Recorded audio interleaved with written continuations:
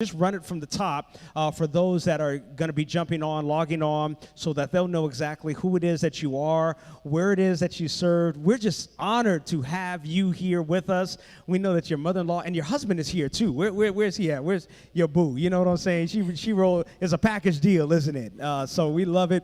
I told him he has these. Both of you all have these incredible dreadlocks. I was like, y'all need to share with a brother, okay? Y'all need to share a little bit. That's all right. I'm grateful for what it is that I had at one point.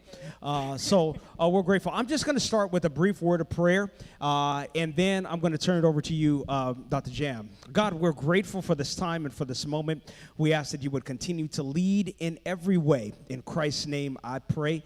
Amen. Hi, everyone. I hope that you all are well and that you had an enjoyable service. One thing that I truly love was being an agent of change. That's something that I always try to promote when I do this work. And what I promote amongst our COPE team is that we have to be agents of change in this space and change the way healthcare looks for everyone, especially when we think about racially and ethnically minoritized groups that have been historically disadvantaged when we talk about healthcare. So I'm really excited to be here with you all. As Pastor said, my name is Dr. Jacinda Abdul Mutakabir, but I go by Dr. Jam. I was previously a professor at Loma Linda University, so we all are, I'm sure, familiar with Loma Linda, not too far from here, but currently I'm a professor at the University of California, San Diego. So I'm a professor at the School of Pharmacy, as I am a doctor of pharmacy. But I also am a professor in the Black Diaspora and African American Studies program. This is the first time that they've had that major at the University of California, San Diego since its tenure. So since the school has been open, this is the first time that they've had a Black Diaspora and African American Studies program. So I'm so excited to be a part of this first time program.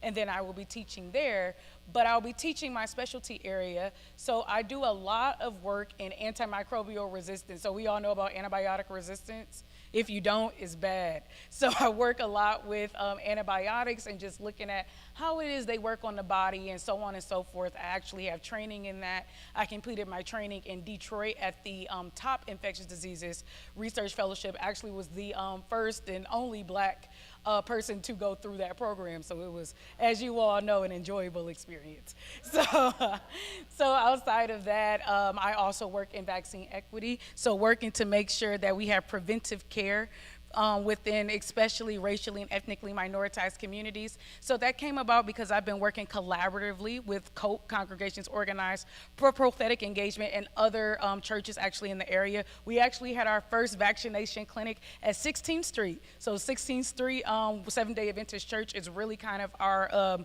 it's our pilot. We have done a lot of just amazing work there. To date, we have vaccinated over 1,000 Black individuals and over 3,250 racially and ethnically minoritized groups right here in San Bernardino County. So it's just so important for us to continue doing this work. We see that, you know, it's been kind of a decreased urgency in how people are responding to COVID-19 and especially the flu. This is one of the worst flu seasons we've had in the last 10 years. So that's how bad it is right now. So we just want to make sure that, and the biggest thing about myself and then Congregations Organized for Prophetic Engagement, my partners in this work, well, I'm their partner in this work, is to really make sure that we're providing very necessary information to those people that are not getting the best care. We think that it's important, and when we think about just when we think about the history of the country, we want for folks to have agency to make decisions in this. So I think that's important. You want to have agency, and to have agency, you want to have correct facts. So that's what I hope to provide with this presentation. I hope that I did my introduction justice. So with that being said, and made you all feel like you could at least trust just a little bit of what I'm saying. So we'll get started with the presentation. We have this title slide here. I'm going to ask that we click to the next slide where I'll provide just an overview of our discussion. So we'll be talking about the COVID-19 vaccines clearly, but what I really want to do is kind of just talk about just the pathway of COVID, how vaccines work, so on and so forth. And then we'll talk about COVID-19 testing, because I think that's important. You want to know, well, how is it that I even know if I have COVID-19? Because as we all know, you can get vaccinated, but it might not necessarily protect you from getting the virus. So you want to know, how do you test? What do you do if you get a negative test, if you get a positive test? But then also, we know that, once again, if you get vaccinated, that does not mean that you cannot get these viruses. So when we're thinking about this, we want to know, what do you do if you get it? How do I make sure that this virus isn't as severe as it could be and get me in the hospital or on the ventilator? And then I'll do the same thing with influenza, because I think that folks don't know we have antivirals for influenza, right? Yes. So we'll talk just a little bit about that too, and then we'll round out with just a brief introduction of just our team and this work. And should you all like this presentation, then we will not be sad if you share this information with anyone else. So I'll go ahead here to this next slide. So I just want to just give an overview of COVID-19. So I don't know about any of you, but I really feel like I'm still stuck in 2020. Like, it just feels like, 3 years of 2020 at this point. Am I alone in this feeling? Like, do you all feel, okay, right? My mother-in-law and I were talking, I was like, I don't even know what day it is. So, that's where we are right now. But we know that COVID-19 has been one of the worst diseases in that it has killed more folks in 3 years than some diseases have done in the last 14. So that's how big COVID-19 is. So we know that we have over 600 million people that have been infected globally. And we have about 6 million, or a bit over 6 million deaths. We have over 100 million of those people that have been infected have been right here in the United States. We have over 1 million deaths right here in the United States for COVID-19. That's only been, honestly, since the end of 2022, because now we're in 2023, and who knows what those numbers have rolled into.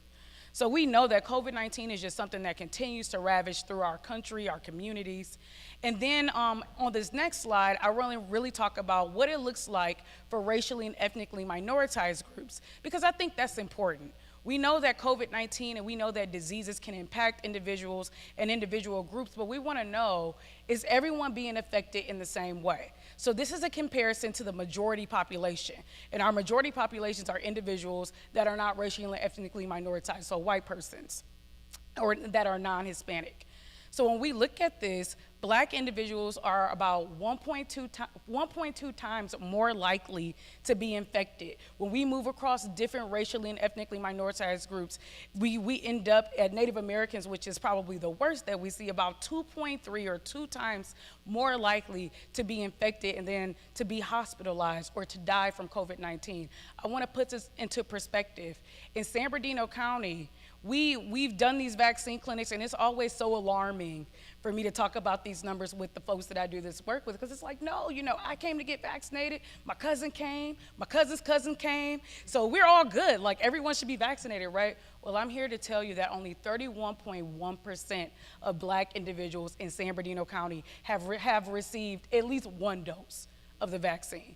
So that means that we have 68.9% of the Black community that is not vaccinated. When we look at Hispanic, it's similar statistics. When we look at Native American, and it's even worse than the previous statistics. So when we think about historically, racially, and ethnically minoritized groups, not only are we more at risk of being affected, but now we're more at risk because we are also not vaccinated.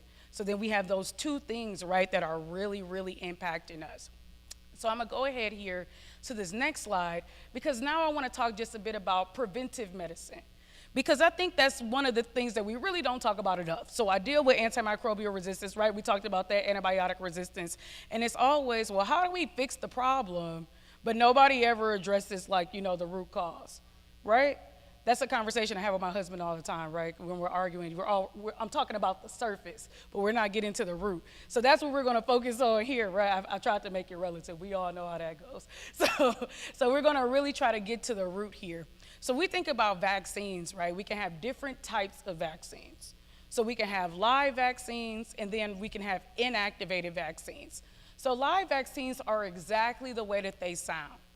So that means that they have just a bit of the vaccine that contains what we call an alive part, or it allows for folks to form really just immunity or protection against a virus. So should you be infected, or should you see this virus in real life, then your body would know how to respond, because it says, hey, this looks like something that I have seen before. So then we have what are called inactivated vaccines.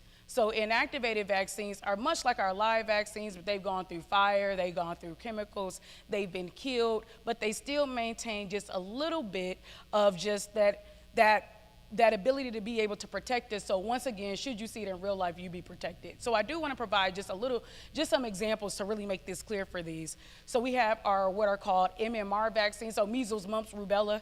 Not that any of you all would remember being vaccinated with this, but you know, our babies get it, right? As soon as they come out of the womb, 2 months later, we're like, all right, we have to give them this. So that, we don't see that measles, mumps, rubella vaccine again when we're adults, right? Anybody, you all remember getting MMR as an adult? I haven't gotten it, you know, amen. So no, we see that when we're younger. So that's the power of a live vaccine. So because your body has really been able to see that alive part of that virus, it's that sustainable immunity or sustainable protection because your body mounted the optimal type of response. Well, inactivated vaccines, like I said, don't have that type of power. So you have to remind your body that you've indeedingly seen this before. So an example of this is the Tdap vaccine. So anybody get their Tdap vaccine every 10 years, right? If you didn't get it, don't step on a dirty nail. So we know with our Tdap vaccine, you want to make sure that you get that, but that's because it's an inactivated vaccine, so really not that power, remember, that we saw with the MMR vaccine. You want to make sure that with the Tdap, you remind your body, hey, I have indeedly seen this before. I want to make sure that my body's reminded about this. So I want to put the slide deck back up again, and then I'm going to go ahead to the mRNA vaccines, right? We've never heard of these, right? Never heard of them. I'm kidding, right? If we hear about these every day. So we know that we have our mRNA vaccines, we have our Pfizer vaccine, right? And our Moderna vaccines. These are what we see for COVID-19. So mRNA vaccines really use what we have in our bodies inherently. So we have mRNA, we have RNA, and we have DNA. The best things about these is that they have very separate functions. And I wanna go ahead and go back to my husband is an engineer. So because my husband is an engineer, he thinks about things a lot differently than I do. And he always has really good analogies. I don't know, maybe it's an engineering thing. So with this analogy, what he tells me is, well, when you think about mRNA, RNA, and DNA, let's think of it as like a moon and a honeymoon, right? So they have that same base, but unless you are Elon Musk, you know, Ashton Kutcher, if you are going on your honeymoon, we know for a fact that you are not taking a trip to the moon, right? So while they may sound the same, they have a very different base. So let's keep that in mind when we think about RNA, DNA, and mRNA. While they may sound the same, they have very independent, very different functions. So mRNA is what we call messenger RNA. So it sends a message to your body to make the proteins that you need to survive. So in this case, it says, hey, body, I want you to make the spike protein. Well, that spike protein is significant to the coronavirus. That's how it is that coronavirus is so powerful. It's that spike protein that really does that job there. So what that mRNA vaccine says is, hey, I want you to make this, and then your body says, wait, this isn't supposed to be here. So then your body itself makes that protection against that spike protein. So that's how those mRNA vaccines work. So should you see COVID-19 in real life, you be better protected against it. So then we also have our adenovirus vector vaccines. Anybody here get the Johnson & Johnson vaccine?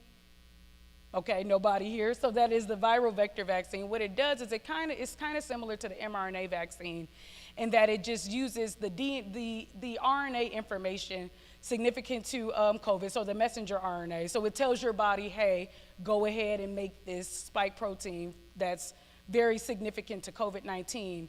And then should your body see this in real life, you be protected. It's a matter of the meeting of the minds when it comes to science.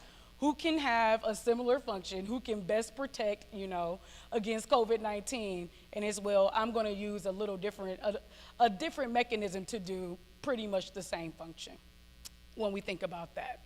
And then I'm gonna go ahead to this next slide because I do wanna talk about just the COVID-19 mutations because that's something that we hear about, right? And then the variants and all that, we hear about that all the time in the news. So I wanna talk about this, and then we're gonna have an opportunity for some interaction and for you all to be able to ask questions about anything from this first part of the presentation.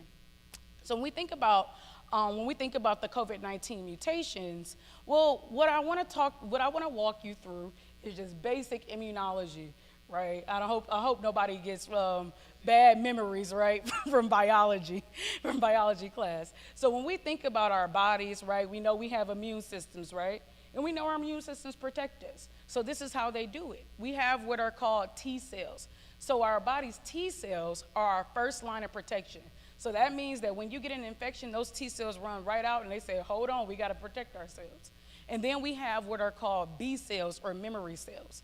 So that reminds your body that, hey, you know, I've seen this before, I protected myself, and now I have to remember that I protected myself. So if I see this again, I can wake the body up and say, we've seen this, we're ready, let's go. So what we can see from this photograph, right, is that we can see different colors, right, of these lines of protection. So that's where the variants or the mutations come from. So that means that COVID is able to go and it's able to change its clothes, right? So COVID says, you know what? This person's never had COVID-19 before. I'm gonna go and I'm gonna change myself a little bit because I don't want them to remember that they've seen me before. But our bodies are also protected against that. Our bodies say, you know what? We have to prepare for this virus to go and change its clothes. So what we're gonna do is we're gonna have different types of protection. So when it tries to go into this closet, it's not gonna be able to do a wardrobe change because we're ready for this. So that's what these variants do, and that's what these lines of protection are. But sometimes we have more wardrobe changes or more clothes changes than what's absolutely necessary or what we can be protected by when we got that first dose of that vaccine. So that's why we have those different doses or those booster doses to give us more protection, right? So that's why we see those come out, and that's why we see these variants. But I want to put this into numbers to just make sure that it's more clear. So that means that when you got that first dose of the COVID-19 vaccine, so that means before there were any wardrobe changes, that meant that you had 100 cells of protection. Well, when we saw that Delta variant, that meant that, you know what, COVID had a significant wardrobe change, right? We're Beyonce at Coachella at this point. So we have completely changed our clothes, and our bodies are not recognizing it as well. It's saying, wait, you know, we don't know those boots. We can't go ahead and we're losing some protection. We can't protect against that area because we don't know what those boots look like. So that meant that when that variant came out, maybe we're now at 50,000 cells of protection. We're still above that baseline of 25,000 cells that we needed to be protected against COVID-19, but we're not exactly where we need to be to make sure that we can stay out of the hospital, right? To make sure that we aren't giving anyone else this really bad virus. So that's what those variants are, and that's why we get those booster doses of the vaccine, because at this point, we want to make sure that, well, when COVID goes and inevitably changes its clothes, we want to try to get back up to that, or as close as we can to that 100 cells of protection. Because we have so many folks that have not been vaccinated, it's easy for COVID to go ahead and do those wardrobe changes, because we have so many folks that have never seen the virus before, right? So that's how that happens, and that's why we see those additional doses. We're trying to make sure that we get up to that optimal type of protection that we need. So I'm going to pause here for some questions, just in case anyone has questions based upon this information. I just want to make sure this is clear. I know that sometimes when you see these new doses of the vaccine, and it's that question of, well, why do we have to get them? And this is why. Is there any truth to this? I've been told by several people that when we get the vaccination, we're actually being injected with a portion of the virus or the virus. Yes. So thank you for that question. The question was asked of, you know, when you get the vaccine, are you being injected with a portion of the virus? So I do want to tell you that the way that you protect yourself against viruses is if you're introduced to it. So yes, you are, but I have good news.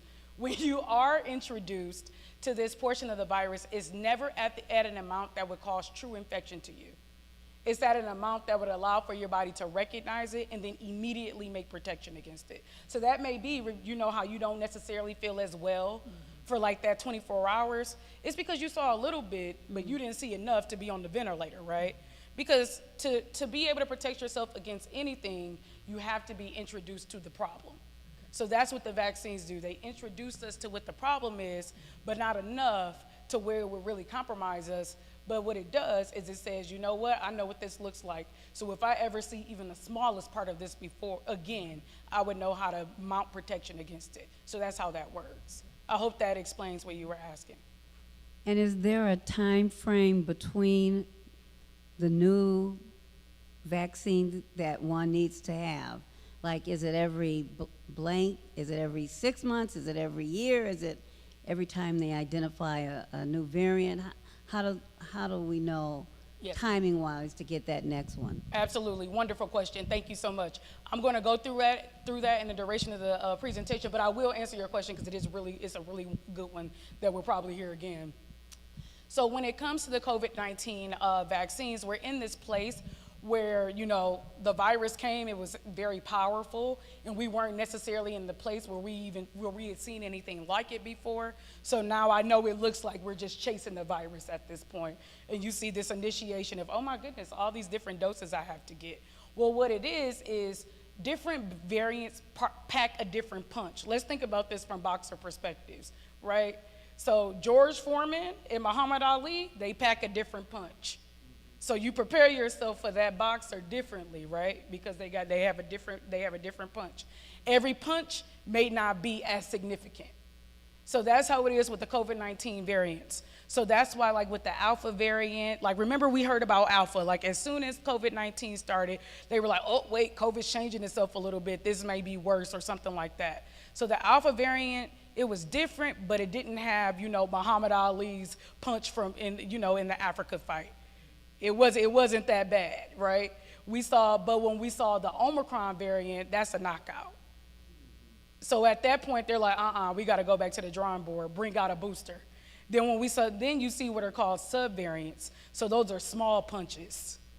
And it's like, okay, you know, it's a punch, but it's not that bad of a punch. But then, you know, a few months later, when it does become that really big punch, it's like, wait, now we got to protect ourselves against it because that was a big one. So you may not necessarily see an extra dose that you have to get for every variant, but for those really big ones, then the idea is, okay, we got to make sure we run out and we protect these folks against these major punches. Yes, absolutely. So I probably got like 5 questions, but I'm going to try to whittle it Let's down do a little one bit. now and then in the next one. So there's something, a term bivalent that We're I going was to get like, to that. oh, Yep. okay. Yep, we're going to get to that. I withdraw my question for the moment. But the other thing is, like, you know, a person might start with one, like say Pfizer, and then down the line it's like, oh, we only have Moderna, and so, you know, for the people who are like, I'm wearing Nike shoes, so I got to make sure I wear Nike sweats and a Nike hoodie, Okay. you know, because it all needs to match. Does that make sense when it comes to the vaccine, or is it okay to mix and match a little bit? You know what? I love this. Okay, I'm a sneakerhead, so that was up my alley. So what I will say is there is research for this, right? Because these mRNA vaccines, you know what? It sounds like we have another sneakerhead in the audience, so I'm going to go ahead and, you know, put this into common sneaker knowledge right now. So the mRNA vaccines, the Pfizer and Moderna vaccine, so they're like, you know, a pair of Jordans and a pair of like, who else is what Nike? LeBrons. Let's say Kobe's, right? So different basketball players, pretty much though the same. They're coming from the same place, the same brand. They're doing the same thing. Both from basketball players that are prominent, you know, that's how that is. So that's how Pfizer and Moderna are, right? So their mRNA vaccines, they're Nike shoes. So at the end of the day, they're Nikes, but they're different types of Nikes. So that's how the mRNA vaccines are. They're doing the same thing, but it's like we're doing this over here. We have Jordan 11s over here, and then we got Kobe's over here. You know, so that's how these vaccines are. So could you reasonably throw on Jordans with a Nike sweatsuit? Yeah, right? You can do that. So you can do this with the mRNA vaccines. You can mix and match those. So they actually did studies to make sure that you could go ahead and mix and match these vaccines. And guess what they saw? They saw that when you actually mix the doses, you get a bit more protection with the mRNA vaccine. So if you were to get a Pfizer vaccine and then get a Moderna booster, they saw a bit of protection with that Moderna booster versus if you went Pfizer. So as my students tell me, they say, Dr. Jam, you can't have on, the same outfit that looks exactly the same. I don't know, maybe that's the perspective we take with these vaccines.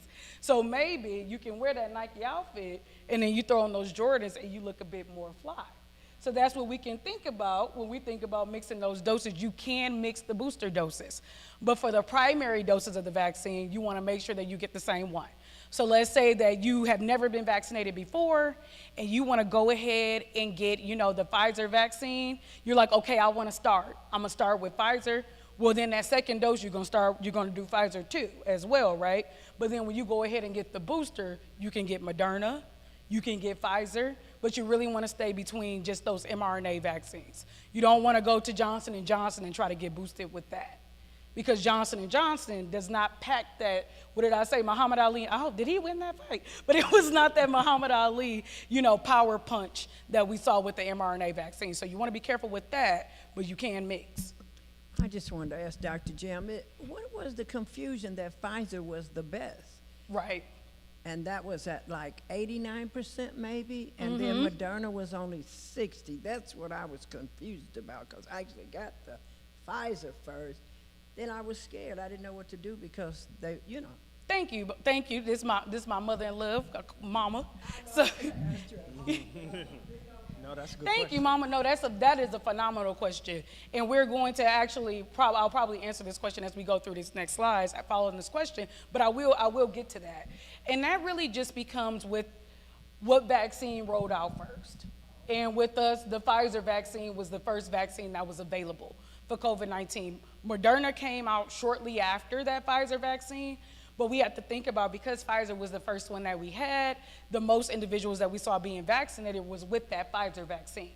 So in the Pfizer trial, though, the original trial, we saw maybe 3 more patients that didn't develop COVID-19, that developed COVID-19 that was included in that vaccine group versus in that Pfizer study. However, and you all will see those numbers, when you think about just the power of that, and when you think about those small numbers in comparison to the folks that weren't vaccinated and got COVID-19, it's no difference.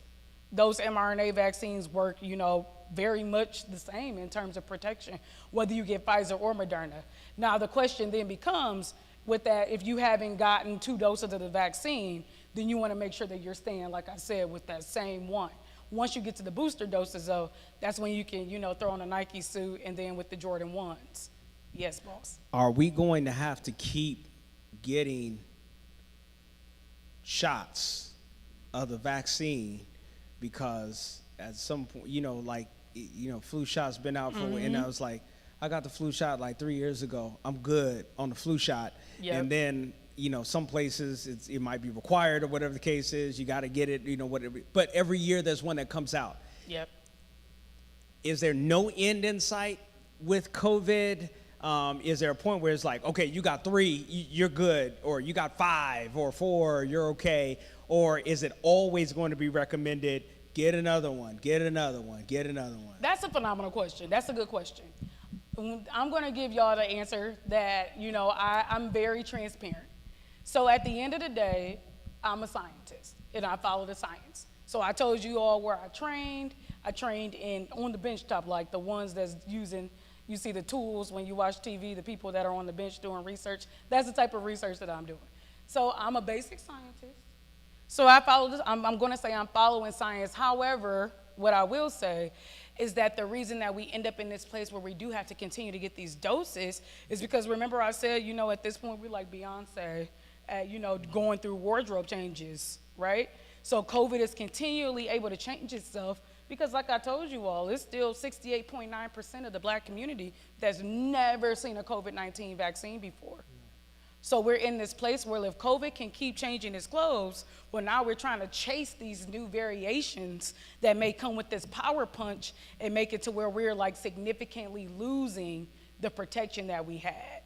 So that's why we end up in this place where we have to keep getting doses Right now, though, the discussion is to move the COVID vaccine to yearly doses, but it's really just kind of a learning process because we've seen influenza, right, or the flu. We've seen how bad the flu can get. We know the prominent like flu strains that are out there, like H1N1 and so on and so forth. We know how to make those flu vaccines and how to match them to make sure that we can best, provide that protection. COVID-19 is still fairly new. So it's hard to know what are those ones that we need to put in those vaccines, what are the most powerful ones that are really gonna ravage through and cause the most harm. So that's where we are right now, but there is conversation to move these to yearly vaccines. Yes, my question is, I took the Pfizer shot a couple of years ago. Yep. And are those antibodies still live in my body? Am I still at that 25,000 threshold you mentioned? So I cannot tell you definitively. It would be wrong for me to do that. So what you could do, though, is go and you can do what's called an antibody test. If you go to, you can go to the urgent care. They have those available, so you don't have to go into like an actual hospital to get this done. And then they draw blood from you, and they can tell you how many antibodies that you have. What I can say is that if you are fully vaccinated with those 2 doses, you're really protected against what we call the original or the OG strain of COVID-19. But as COVID-19 changed its clothes, you won't be as protected against something like Omicron. But what we will do is go more into that information and why that was that bivalent word, right, that Pastor brought up. So I'll go more into that in the successive slides. So hopefully that provides just a little bit of more clarity around the subject. But you are protected, just not as protected as you may want to be. Okie dokie. Okay, one more question, and then I want to get us through the rest of the slides. Yeah. I noticed you didn't talk much about the severity in terms of the symptoms by one taking the vaccination, because that seems to be downplaying. It's not being like, they're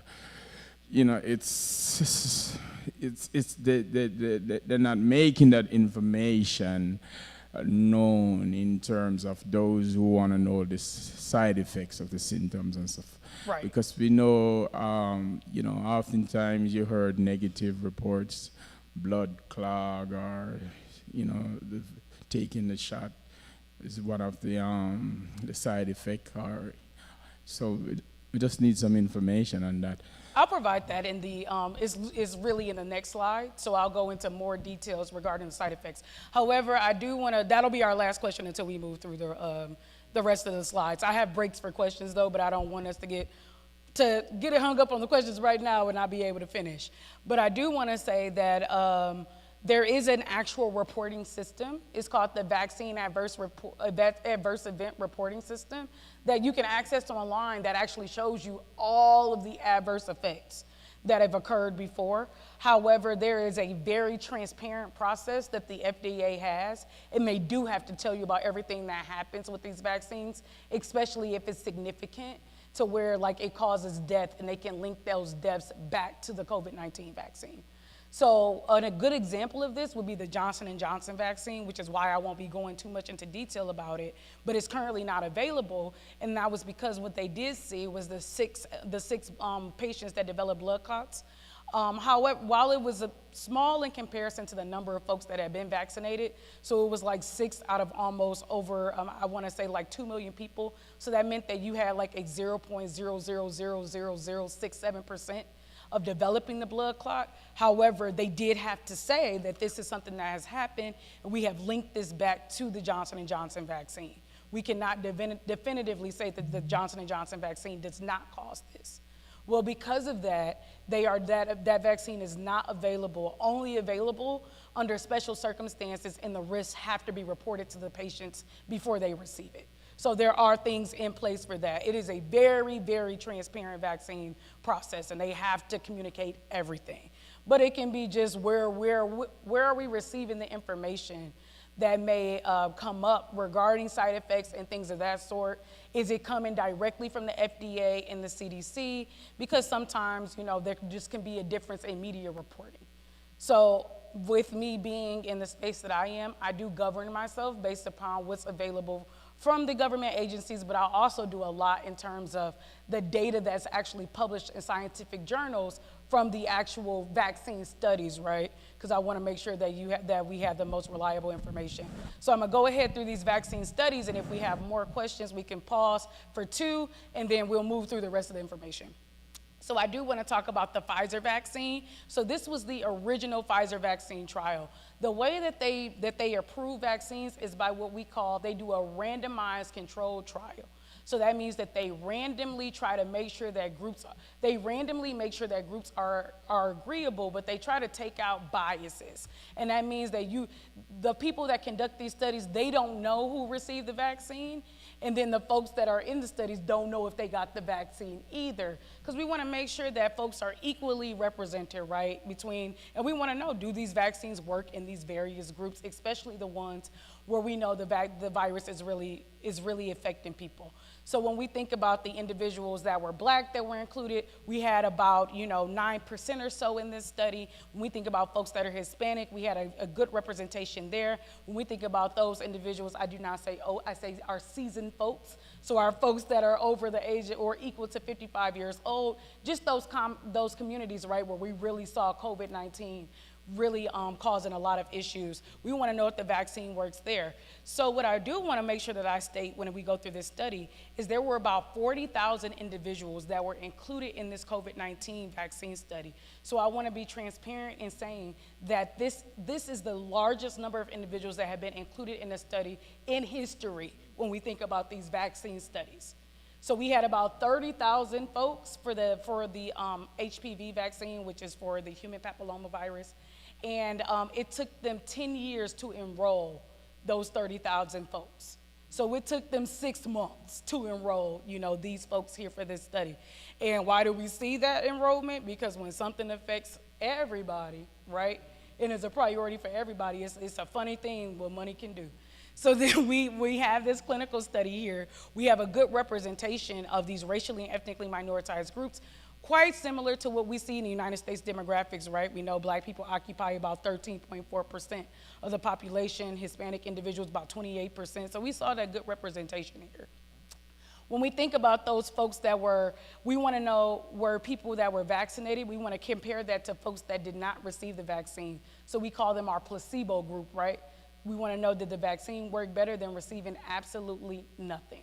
So when they did this study, they saw that after you received 2 doses, the vaccine indeedly worked better than receiving absolutely nothing, right? So we saw about 8 folks that ended up developing COVID-19 that were in that vaccine group versus over 100 in that group that was not vaccinated. So that meant that you were about 19 times or 20 times, more likely to be protected should you be vaccinated versus being unvaccinated. That's what that study showed us. And when we think about those people that had severe COVID-19, it puts us into this perspective of, right, we know that the vaccines can protect you from COVID-19, they can protect you from severity, but that doesn't mean that you won't develop the virus, right? We just want to know, if you develop that virus, is it going to be as severe as it could be had you not received anything at all? So there is still a possibility for you to develop COVID-19 after being vaccinated. It's just a matter of the disease not being as bad as it would be should you have never seen it at all. So think about a situation where you're like, wow, I'm happy I had been introduced to this before, because if I were just seeing this for the first time, it would be really bad. That's what vaccines are. So when we think about the side effects, I always say that being vaccinated doesn't come without collateral effects.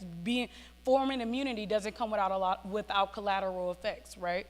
So that means that you can have the headache, you can have the muscle pain, you can have that fever, but it's because our bodies make immunity or protection at higher temperatures. You have to think about, your body is seeing this small part of a virus. It wants to make sure that it's producing all of these things so that should you see it again, you won't end up in the hospital or on the ventilator. So it's working. And when it's doing that, it's going to do it at that higher temperature. But it's not long lasting. I always tell folks, give me 6 hours until you take medication, because that's how your body works. Your body is trying to optimally protect you, right? But if it goes on past that 24 hours, then you of course want to make sure that you're checking in with someone.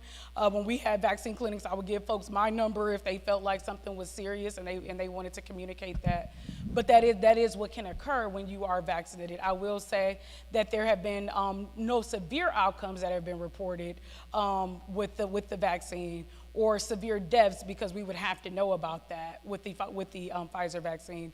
But it is something that I do bring up in terms of side effects, because you want to be prepared for those adverse side effects. And then we'll go ahead to the second slide, because it's important that we think about the kids, right, that are being vaccinated. So when we think about children, they're what we call our vulnerable population. So that means that they're not necessarily included at that top end of the studies. But nevertheless, for those individuals that were 12 to 15, we had about 1,000 individuals in total, or 2,000 individuals in totals that were included in the study. They did an equal split, or an almost equal split, to really match and make sure that we could do a fair comparison of the folks that were vaccinated versus those that were not. And it was 100% effective in kids, meaning that no individuals that had been vaccinated had developed COVID-19. So that's what we saw there with the Pfizer vaccine with children. We do also see, and I'm very transparent about this, we have seen myocarditis. What myocarditis is inflammation of the myocardium. The myocardium is a place in the heart. One thing that I want to say is that inflammation can be caused due to immunity or immune protection. So when our body is making an immune response, it's in hyper response. It wants to make sure that it protects you. You can see inflammation there. When we think about kids, especially in 12 to 15 years old, your body is really in that process of trying to make this protection. And these antibodies, the older you get, the more active your immune system is. So we can see that there with the vaccine. However, there have been no severe cases reported of this. And in those kids that did develop the myocarditis, it did resolve within a week or two with minimal cuts to their normal activity. So they were able to resume without issue.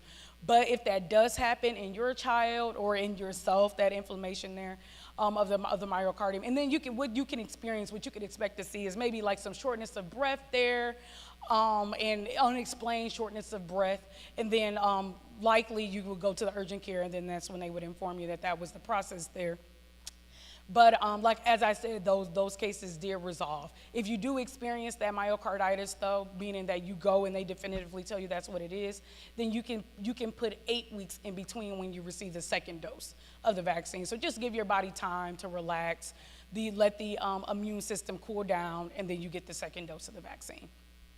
I have not actually seen that happen, but I do know it does happen, so I do like to communicate that. I will go ahead to that next slide, where we'll talk about just the Pfizer vaccine in our younger kids. So when we think about the Pfizer vaccine in our younger kids, I do want to go in brief and talk about how it is that we find these doses. So we have what are called dose finding studies, where they go and they try to figure out the most effective dose to give. So with our kids, do we think that a kid would need to get the same dose that an adult would get? Likely not, right? Kids are small. They likely don't need the same dosing that we would get as adults. So with that being said, they tried to figure out, do kids have to get this adult dose, or can we go down to an even smaller dose? Long story short, they split three different groups of kids up to receive various dosings of the COVID-19 vaccine. They compared that to the adult dose that they know worked, and they wanted to make sure if we do downscale the dose, is it going to be, one, appropriate to decrease infection, but also appropriate in that if we decrease infection, that we decrease the side effects, because what kid wants to come back, right, to get another dose of the vaccine if they don't feel well afterwards? So we want to make sure that we keep our kids intact and feeling great. So what that means is that kids now can receive an even lower dose than we as adults receive, but it's not at the expense of compromising their them being able to go ahead and function properly, and so on and so forth. So then we have an additional slide where they pretty much did the same process for kids that were even lower than 5 years old. And once again, using this dose finding study, they were able to knock that dose down even smaller. So we can all rest assured that if you do have your kids being vaccinated, they are being vaccinated with a smaller dose, but it's a smaller dose that has been shown not to compromise the protection and immunity it is that they do receive. So I'm gonna go ahead to Moderna. The good news is that Moderna and the last vaccine are not as lengthy because Pfizer really was that first vaccine, so we had a ton of information for it, which I relayed previously when I answered the question. So we have the Moderna vaccine. The way that the groups were separated is quite similar to what we saw with that Pfizer vaccine, so really minimal difference there. We also had a good representation, right, of our black and brown folks and our seasoned folks that were over 55 years old. So that meant that we really worked hard to make sure that the vaccine worked against those that were most affected. Once again, when we think about, the protection between those folks that were not vaccinated versus those that were, we saw 11 folks in that vaccine group. So remember I told you it was that small difference with the Moderna study. So we saw 11 folks there versus over 100 that were not vaccinated that developed COVID-19. So we're still seeing that increase in protection, right, versus being vaccinated and then not being vaccinated. So I just want us to keep this in mind. That meant that you were 19 times more likely to be protected should you have received the original doses of those vaccines. When we think about adverse side effects, however, we end up in that same place of the headache. Your body, like I said, makes the immunity or protection at higher temperatures, so you may experience that, but it's not something that's long lasting. We can go ahead to this next slide. When we think about Moderna, I just wanted to show that the way that we figure out these doses is not something that's just arbitrarily done. We say, all right, do this dose, get out of here. No, there's actual science that's included in this, really working to figure out if we have these doses, are they well thought out? Are they thought out to the point where we can give the best dose, but we really try to minimize the side effects and the experiences that people have when they're vaccinated? So once again, when we think about our kids, we were able to decrease the dose from Moderna for our smallest kids, meaning that they receive half of what it is that we get as adults. And then I will go ahead and round us out with the Novavax vaccine, because I do think this is important. I know that originally there was a bit of hesitancy when we were first rolling out with the pandemic of just mRNA technology is relatively new for us as lay folks to be getting vaccines. They have been doing studies for mRNA vaccines long before these COVID-19 vaccines rolled out, so about 15 years prior, and then had really worked on optimizing it with Ebola, and Africa is really just a leading place for mRNA research. But then when we ended up here with COVID-19, it was okay, well, we know what vaccines look like. They don't necessarily look like that. So this is a more traditional vaccine, the Novavax vaccine. Anyone heard of it? Anyone received it? I always ask this question because it was just recently approved, like the later part of last year. But anyway, it looks the way that our typical vaccines look. The spike protein is actually a part of it, so it's not that your body makes it. It's already a part of the vaccine. When you receive it, your body makes protection against it. So that's the difference there. It's a very similar representation when we think about the actual clinical trial to Pfizer and Moderna, so very similar there. And when we think about just side effects, they saw pretty much the same thing, but when we think about protection, that protection is very much quite similar. We saw a bit more folks with the Novavax vaccine that actually ended up developing COVID-19 when they were in that vaccine group. But what we also saw was that if they developed COVID-19, it was not severe, and no one ended up having to be put on that ventilator due to that development of COVID-19. So very important. So what do these three vaccines get us to? They get us to what we call herd immunity. So I always hear that question or I hear that statement of, well, I got COVID-19, so I'm already protected. Well, I am here to tell you that every single strain of COVID-19, meaning if you were infected, most folks don't know what strain they're infected with, right? You don't know that until maybe you're hospitalized, and then they have to go and figure out what strain you have. So we don't know what strain we might have when we're infected with COVID-19, or what type of COVID-19 we may have. So we don't know if we have alpha, we don't know if we have beta, we don't know if we have Omicron, because all of them are running around together. We just know we have COVID. So we don't know how long the protection lasts for each of those strains. So for alpha, it might last for 3 months. For Omicron, it might last for 6 months, but guess what the biggest thing is? If you're infected with Omicron, that protection that you have for alpha, bye-bye. That didn't mean anything. If you were infected with the alpha strain and you get infected again with Omicron, all the protection that you had, it is what, that is what it is. You weren't protected against that one. COVID was able to come in and change its clothes. Now you have Omicron on, and you hadn't seen that before. So all protection does not look the same from natural infection. But from the vaccines, that's where we can make it look the same, right? Because we're able to go ahead and put all of those strains in there. And we're going to get to that. We're going to get to that in these next set of slides. But we're able to put all of those in there. So we know, we can measure how much protection that you have. We know how long that lasts. We don't necessarily know that if you're someone that gets naturally infected. Well, the more folks that we have that are vaccinated, the better we are to protecting those people that cannot be vaccinated, or those folks that may be immunocompromised, meaning if they do get vaccinated, it may not be the best protection for them because they have other things going on there. So when more of us that can be vaccinated are vaccinated, then that's better protection for everyone around us. That's what we call herd immunity. So I am going to pause for 2 questions here, and then we're going to round out the rest. Yes, ma'am.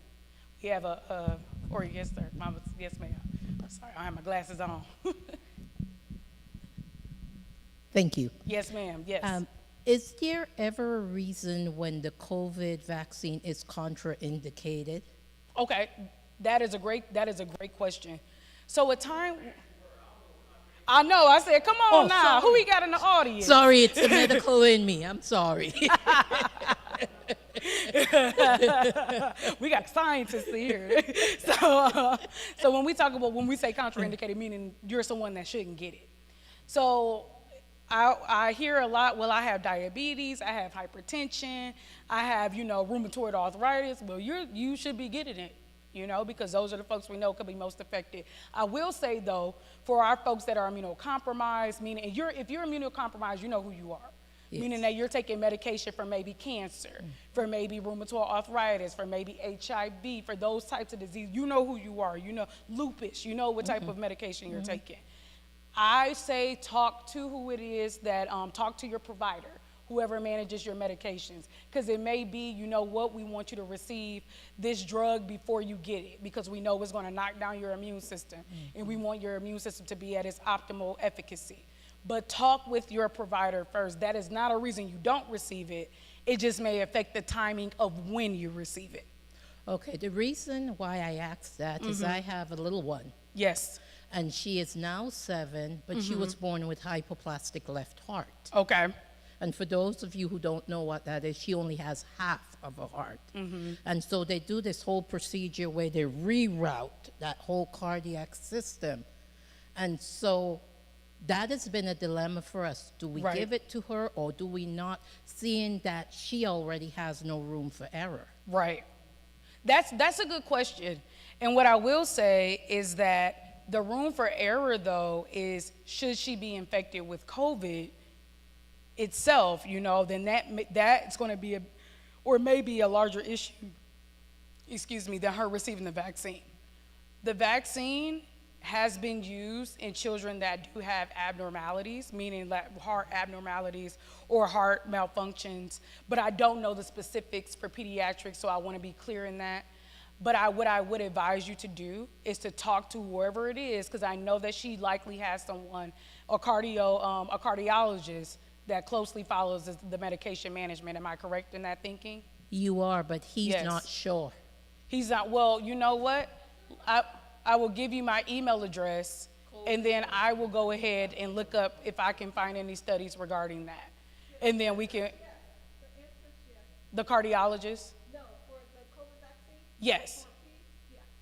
So I do know that, of course it is in pediatrics you can receive the vaccine. I do not know for that specific disease state if there is data that provides that the vaccine would be without any significant side effects. So should you go receive the vaccine, should your child receive that vaccine or your grandchild receive that vaccine? It is not, I cannot say that there would be not any significant side effects because I don't know the data that exists around that. I do know that you can receive it in pediatrics. You can receive it if you do have, there are very, very minimal cases where it is not something that you do want to receive. But before I tell you it can be received without any risk, I do want to make sure that I do my due diligence and looking for that information for you. Yes. Okay. So what I do want to talk about right now is just the COVID-19 booster doses. And thank you, Pastor, for leading us here eloquently, because you brought up bivalent, right? So have we heard the word bivalent? Have you gone anywhere and they've offered you a bivalent COVID-19 vaccine dose? All right, okay, if somebody went.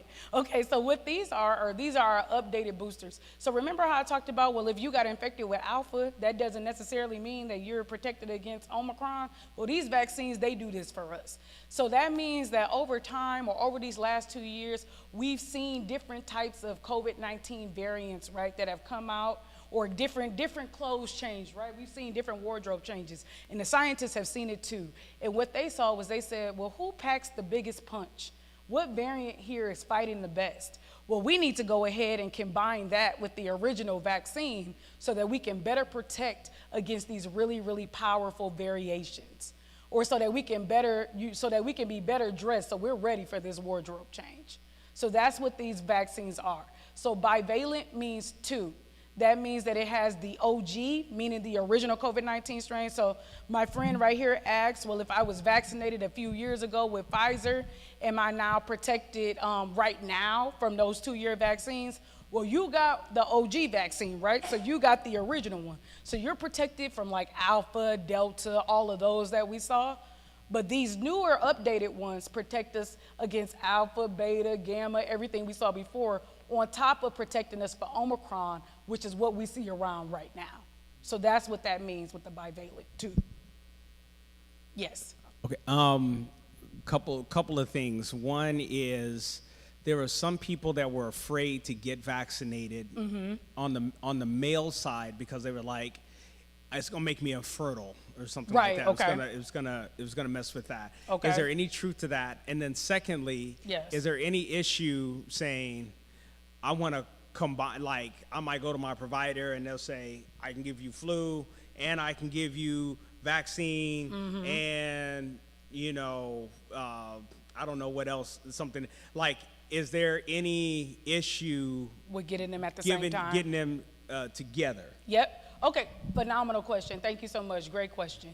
So what I will say is that, so the first question was for infertility.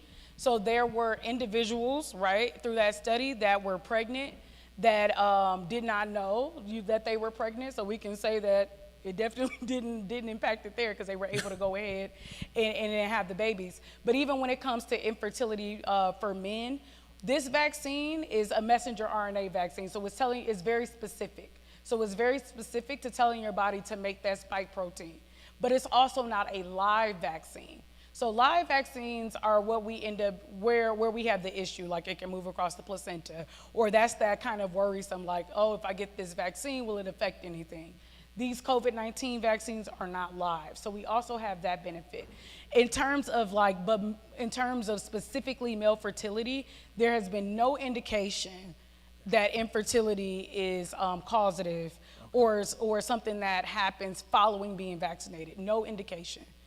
So as far as how we would establish the study, it would be harder, because then we would have to go ahead and, follow someone that was maybe planning to have a child and then see if there was any issue after they had been vaccinated. So just thinking about just how we would design studies. So in terms of using animals to find this, there was no problem in rat studies in terms of seeing infertility in male species rats, seeing any issue with pregnant female rats that had been injected with the vaccine. Moderna actually was a pioneer in these studies. We did not see anything there. And then as we have progressed, we have not seen anything that would indicate that it would be that would be a limitation. I do want to offer that. And then the additional question that you asked me was, could you get both of them? The answer is, because they are not live vaccines, then once again, you can receive both.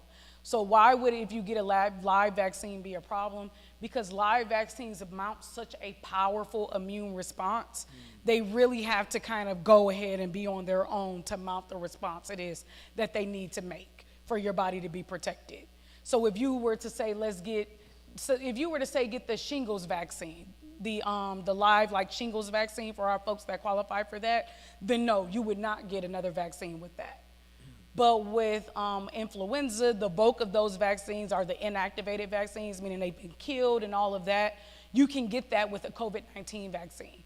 because the COVID-19 vaccine does not mount the type of response, or does not require, it's not live. You don't have to minimize what you can get with that. What I will say is if you do get them both, get them in separate arms. Okay? I'm gonna tell you from experience, get them in separate arms. So I would say do that. We can move ahead to the next slides because I'll probably answer some more questions, but I wanna make sure that I get us out within the next 15. So just when we think about the doses of the vaccine, so now we're at the point to where you have to get the original 2, right? You have to get the original 2 doses. So if you have not received the COVID vaccine at all, then you want to get those 2. So Pfizer, let's say, and then you can go ahead and you can decide which one you want to get for the booster. You could get either Pfizer or Moderna, does not matter. If you started with Pfizer, you can switch it up, right? We said if you got the Nike sweatsuit, you can wear the Jordans. You don't have to wear the Nikes with it. You can switch it up, wear something different. And so, but you want to make sure that if you are just starting your series, you go with those 2. Why do you have to do that? Because guess what? So many folks have been vaccinated with just those 2.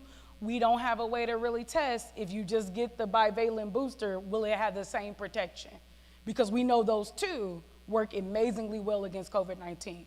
So when you get the booster, you have to have gotten the other 2 first, or you have to have gotten the Johnson & Johnson vaccine. You have to be fully vaccinated before you get a booster dose.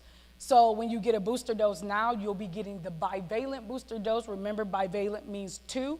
That means you will be protected against the previous COVID-19, and you'll be protected against the new one that we're seeing right now. So that's why you want to do that. You want to do that 2 months after your last COVID-19 booster. So if you are one of those folks that got a booster maybe like in May when those boosters came out, or maybe like late June, July, then that means that you want to start thinking, okay, it's time for me to get this bivalent booster so I'm protected against these new variants or this new COVID that we see right now. So we can go ahead to the next slide. For those folks that are immunocompromised, that means that for you to be fully vaccinated, you got to get 3 doses. So that means you go Moderna, or Pfizer, and then you can, like we said, you can you can switch up the fit, and you can change whichever one of them you get for the booster, but for the primary ones, you want to make sure that you stick with the same. For those people that are immunocompromised, you have to get 3, and you have to get 3 because you're going to need that just extra boost of protection. Remember I said that? Those folks that take those medications or may have cancer, they don't have the ability to protect themselves in the same way that someone that doesn't have those things will be able to. So we want to make sure that we are maximally protecting those folks. And then if you got the Johnson & Johnson vaccine, you're going to get that one. Then you're going to go ahead and get an mRNA vaccine, and then you get that bivalent booster 2 months after. So Johnson & Johnson is just a little different in that way if you're someone that's immunocompromised. All righty. So why do we want to make sure that we're protecting ourselves? Well, long COVID-19, remember I told you can be infected with COVID, but long COVID-19 is something that is we're really seeing it. What long COVID means is persistent symptoms. So that means that if you were infected with COVID-19, let's say that you lose your taste, we're seeing people that have lost their taste and that has not gone away for them, that have lost their smell and it's still gone, that were really tired or really out of breath when they had COVID-19, and they're still really tired and out of breath. So that's an issue, right? And this is something that as we continue to move forward through time, I'm very nervous about what this is going to look like. So vaccines have been shown to be effective in preventing the development of long COVID-19. So that's one reason that we want to think about going ahead and being vaccinated. The other, especially for our kids, is on this next slide, but it really talks about multi-system inflammatory syndrome.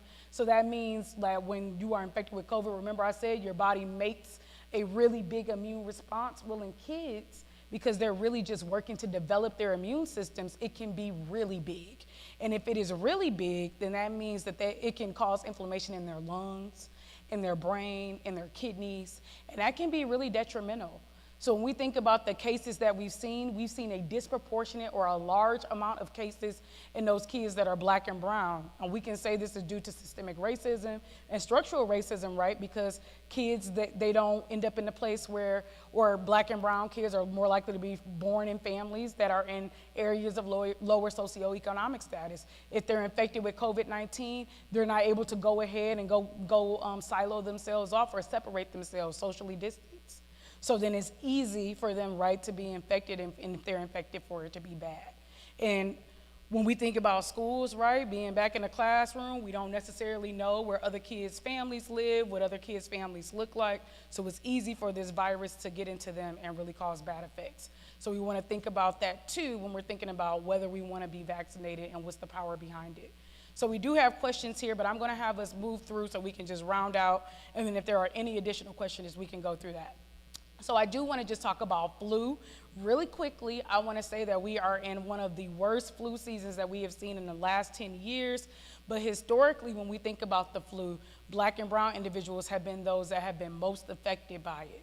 So we really want to think about what it is that we can do, and the best thing and the biggest thing that we can do is that we can go ahead and be vaccinated against the flu. So with these flu vaccines, what we do have are on this next slide, but we have what are the inactivated vaccines. So remember, I told you all, so you can get those that are live, but inactivated doesn't necessarily require that big power of protection. So with influenza, because it's been around for so long, it's easier for us to know the strains that are really bad that we need to put into these vaccines. So it's easier for us to know that. And sometimes you can get the vaccine that has 1 or 4 of the really powerful flus that are flying around at the present. And right now, we do have really good influenza vaccines for this particular season. One that I want to point out and just call out for everyone 18 years and older is called Flu Block. That's the name of the vaccine. It's inactivated, but it is well matched to those really bad flus that we're seeing right now. So if you are someone that's not vaccinated and you want to make sure that you protect yourself, I would consider getting this vaccine. I made sure I highlighted it in red so that you knew what to ask for in case you did want to get it or to communicate that with someone. But we do want to make sure that we're considering protecting ourselves against the flu. Then when we move ahead to this next slide, even with COVID-19 and flu, if you are infected, you can be vaccinated. But at the end of the day, you want to make sure that you're testing, because the best thing for us to do is if you know that you are sick and you're not feeling well, we want to make sure we're not going around other folks, right? We don't want to give this virus to anyone else. We want to make sure we're testing as soon as possible, not only so that we don't pass the virus on, but also so that we can make sure that we seek treatment as soon as possible, right? So with COVID-19 testing, you can get the over-the-counter testing. So that goes into your nose, and you can have the reader. We actually have tests right outside that you can use for COVID-19. And they have influenza tests over the counter as well. Like if you go to your pharmacy, you can ask them, do you all have tests for the flu? They absolutely will have them. Hopefully they're well stocked. And then when you go ahead and you test, it tells you yes or no, right? If you get a yes test, then my advisement is to go ahead to the urgent care. And if you go ahead to that urgent care, then you get what's called a PCR test. Anybody heard PCR test? So that's that test so PCR tests are what we call the test that can find even the smallest piece of COVID-19. So it's more exact. So if you get a yes with the over-the-counter test, you want to confirm that yes is a real yes, then you're going to go and you're going to go to the urgent care or to CVS and get a confirmation test. If you get a negative test, but you're still feeling sick, that happen to anybody? It's happened to me. You test and you're like, this says no, but I'm sick and everybody else in my house is sick, so I'll probably have it too. So then you want to wait 24 hours and then you can test again with one of the over-counter tests. Usually they give you 2, right? In the pack, you can test again in 24 hours. And then if you get a yes, if you get a no again and you're still feeling symptomatic, I say go ahead into the urgent care and then get the PCR test. If you get a yes, then you want to run to the urgent care, to the CVS, and make sure that you get another test. So that's just how we want to navigate the testing. There are COVID-19 and influenza antivirals. So these are different from the vaccines in that they don't They don't have that same type of protection to where they introduce the spike protein and prevent you from the disease being as severe and then prevent you from giving it to other people. It's not able to do that, but the COVID-19 antivirals are hopefully able to make sure that if you develop COVID-19 and you're someone with hypertension or diabetes or overweight, and COVID-19 has been shown to be very bad for those particular individuals, then you can get these antivirals with a positive test. That's why I'm really pushing to make sure you did some testing. And then if you take these antivirals, then it has been shown in the studies, and it is the hope that you won't end up on the ventilator or severely sick by the virus. But you have to have a positive test, and you want to make sure if you have a positive test that you get this within 5 days of that positive test, okay? 5 days. That's when it's the best effective for you. And so then we also have influenza on the next slide, antivirals. And then with that, it's called Tamiflu. So the previous one that I showed is called Paxlovid. For influenza, it's called Tamiflu. So if you go to the urgent care and they test you and you're positive for the flu, anyone got a course of this drug before? When you test positive at the urgent care, they give this to you? Huh, interesting. So yes, so this is available to you if you do have the flu. However, once again, it has to be within 3 days of a positive test. So there are limits to when you can take these medications, because if you take them outside that limit, then it won't necessarily work as well. So we're going to close out now. I do want to just go ahead and thank you all for your time and for your patience and for staying here and for your amazing questions. Thank you. And then I myself, once again, am Dr. Jam, and I work in partnership with Mrs. Lania King, who is our program director. And then up in the back, we have Mr. Robert Gordon, who is our faith engagement officer. And then finally, Pastor Samuel Casey, who is the director of Congregations Organized for Prophetic Engagement. And together, we all are the Congregations Organized for Prophetic Engagement Health Equity Collaborative.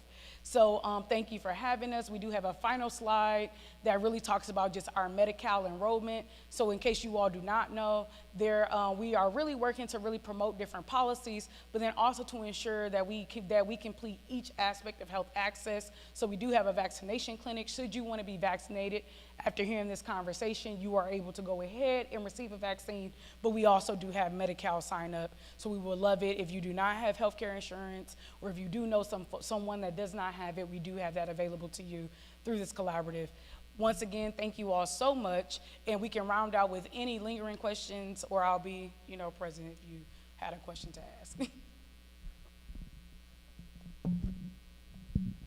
Hi, I have a couple of questions. The first one, is there things that you can do if you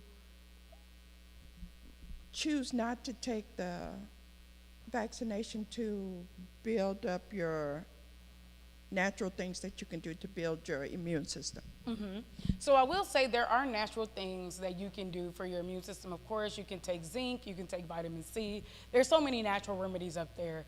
And but I do want to just be transparent in saying that there's been no effectiveness shown in using these natural remedies to protect against COVID-19. And trust me, we've tried, because not only is it more affordable to use these natural remedies to protect patients, we want to make sure that, you only really roll out vaccines if you absolutely need to.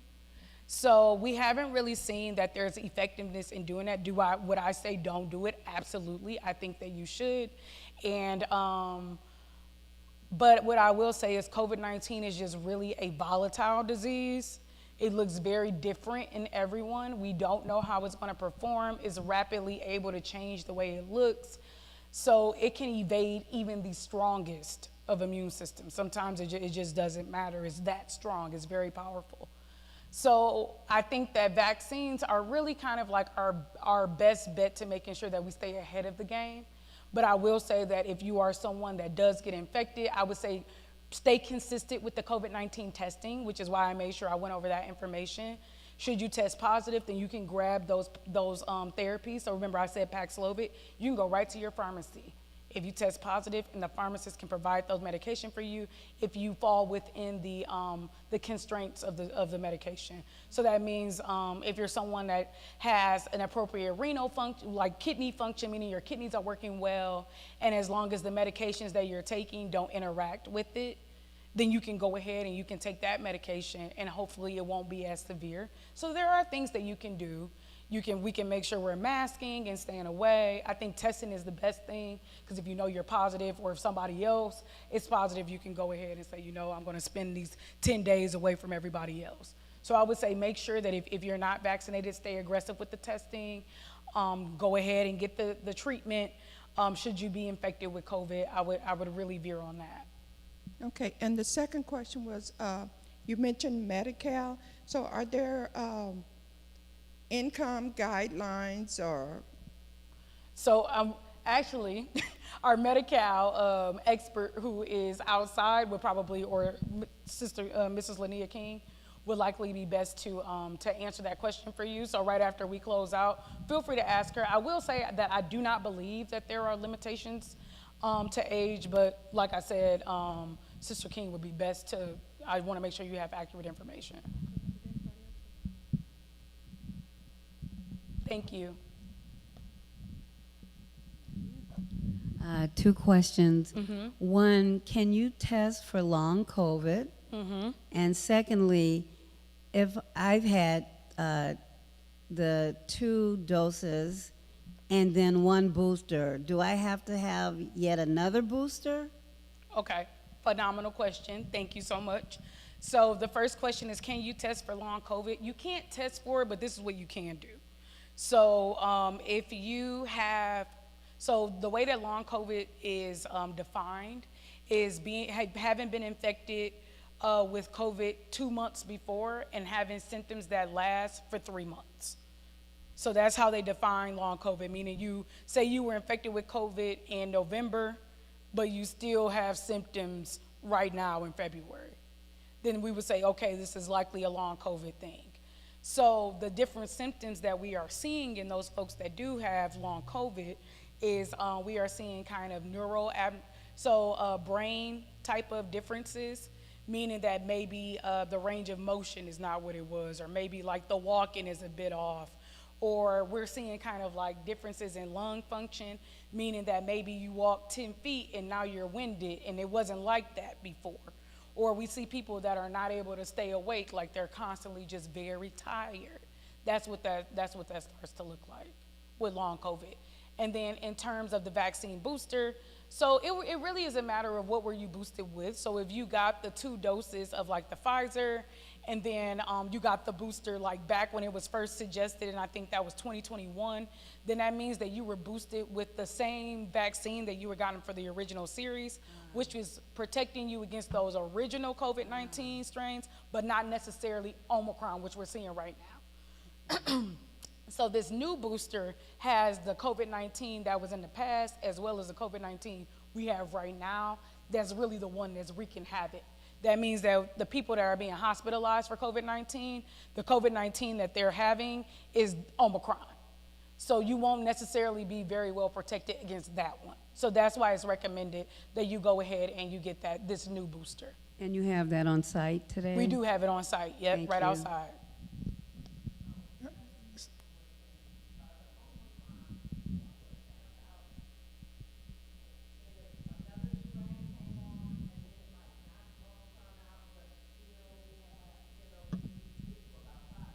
Yep. So yeah, that's a good question. So Omicron. Can you repeat her question real Yep, quick? I sure can. I'm so sorry. I should have done that. So the question was, you know, we had first heard about Omicron, but then we were hearing about different kind of letters and numbers, and it was like, wait, I thought you said Omicron. What is this? So I'm here to tell you that Omicron is still, that is Omicron. So we have what are called sub. So that means that Omicron, okay, so we know that, so Beyonce is Beyonce, right? But then Beyonce is like, I love her. But then Beyonce has people that are representative of her, right? So she has her children. So Omicron is Beyonce, okay? Omicron is the star. Not to say the kids aren't, but we know Omicron is that headliner. And then these little ones that the news, the stuff that you're hearing is the kids. So that means that it still very much looks like Omicron, but it's a bit different. But then you have that one kid, right, that comes out, and that kid is a superstar. So now we think about Steph Curry and his dad, right? So Steph Curry's dad was in the NBA. He was good. You know, he was the headliner. But then you have that one kid that comes out, and that kid is like, you know, a standout. So that's what happens with Omicron. We have Omicron, that's the headliner, but then you start having these things come out, these kids. But then you have that one kid that's really the superstar, and it's that power bang. So that's what it is that you hear about in the news are the kids of Omicron. But not every kid is created equal. Well, they are, but you know. And so, and then you have that kid that has that power punch, it's that whammy. So that's what we see with these different type of variations of Omicron. Yes, ma'am. I saw one more hand, or maybe that was it. Okay. Oh. So I guess, like I said, the question would be, what were you boosted with? So you can get the Pfizer vaccine, but if you got it and you didn't get the, honestly, if you have your vaccine card on you, if you tell me your name, I can look up what you got and when you got it. All Pfizer, you got 4. So I believe that we're now at, I would just have to look, and we can cyber on that. But the COVID-19 bivalent booster, so the new booster came out, was available for the first time in September. So if you were not boosted in September, then you likely don't have the new one. So like I was saying before, you want to make sure that you get the newest one, because that's the one that has the past as well as what we're seeing right now. But we can look that up. We can do that together, and I can tell you. Yes. You said, is it a what? I'm sorry. A cost. No, they are free. They are free. We give everything free of charge. Praise God for that. Our vaccinating programs for Friday for free. They are free. And let me say that's awesome that it is offered because it's not free everywhere right now. Right. Yeah, it's true. It's not free everywhere. It costs. And so folks that locked in with us today, y'all get hooked up. Y'all be getting blessed on today. Amen. Amen. All right. Well, let's put our hands together for Dr. Jam. For those that are online, I know some of y'all might have jumped in your vehicles and made your way down here to the church. All right, it's all good. I want to also thank a couple of other folks. Robert Gordon is there up there at top in the media room. Robert, let's put our hands together for him. Robert has been working with COPE as well. He and I have been in contact. Part of our intentional theme is connection, and connecting with COPE and connecting with him there has been great for us. We're looking forward to other partnerships in the future. In addition to him, Lania King is here. Lania, if you could just wave your hands.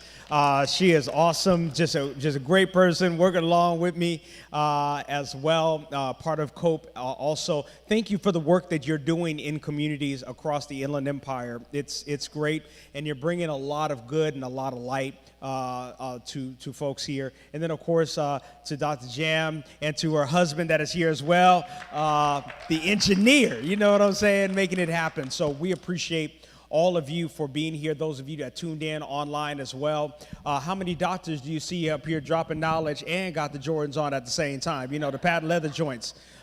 She's doing her thing. So we really appreciate it. Also, success and congratulations to you on your new job down in San Diego. That's a big deal. So just really happy for your success and for making the time to come be here with us at Valley today. So can some folks still go and get shots in arms for a little bit? Okay, you got to move quickly. If you want to do it, you need to move quickly because I know that they need to close that down in just a little bit. There's also some more food down there. If you want to grab something to eat, please grab something quickly. To my deacons and all the folks that are up there, Deborah, I see you there grinding in the media room. Thank you so much. Okay, I can't thank the whole world, but I want to. Let's just pray it out on this afternoon. God, we're grateful for all that has happened, for the information we've received. We thank you for those that are experts and those that understand the science and all these things. They help keep us safe and keep us informed. We're grateful for this moment. Now, would you continue to keep us? In Christ's name I pray. Amen. God bless you all. See you all next week.